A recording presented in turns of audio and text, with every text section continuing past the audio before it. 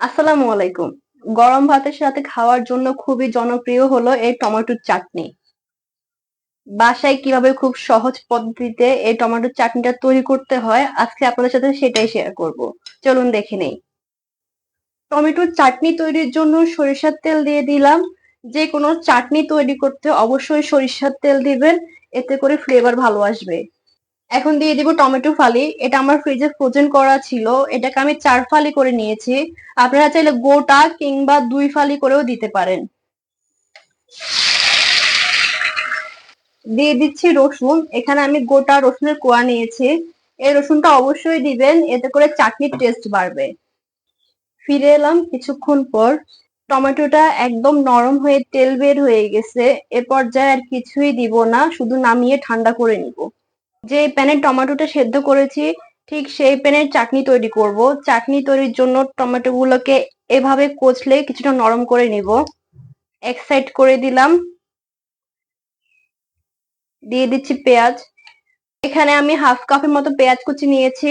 চাটনি তৈরিতে যত বেশি পেঁয়াজটা দিবেন ততই খেতে ভালো লাগবে।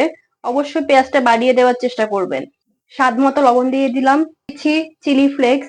যাদের এই শুকনা মরিচটাতে সমস্যা আছে, অনেকের গ্যাসের সমস্যা হয়, তারা এখানে কাঁচা মরিচ একটু তেলের মধ্যে টেলে দিয়ে দিতে পারেন। আবারও দিয়ে দিলাম সরিষার তেল। এ পর্যায়ে পেঁয়াজটাকে একটু কচলে নরম করে নিব। অনেকে চামচ ব্যবহার করেন, চেষ্টা করবেন হাত দিয়ে করতে, এতে করে পেঁয়াজটা অনেকটা নরম হবে। চামচ দিয়ে করলে কিন্তু পেঁয়াজটা নরম হয় না। হাত দিয়ে চেষ্টা করবেন পেঁয়াজটাকে নরম করতে। এখন পেঁয়াজ আর টমেটোটা ভালো করে মিক্স করে নিব। এই কাজটা হাত দিয়েই করবেন, চামচের ব্যবহার করবেন না, এতে করে ভালো করে মিক্স হবে। আমি এখানে ভালো করে মিক্স করে নিলাম।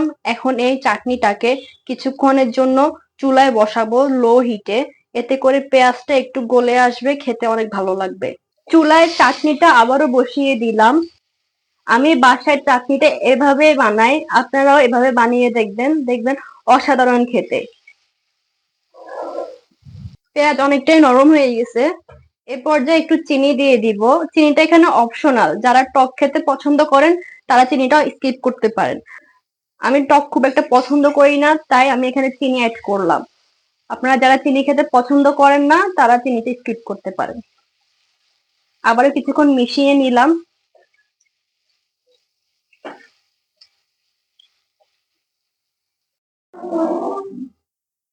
ফিরে এলাম কিছুক্ষণ পর। পেঁয়াজটা একদম নরম হয়ে গেছে, চাটনি থেকে অনেকটাই তেল বের হয়ে গেছে।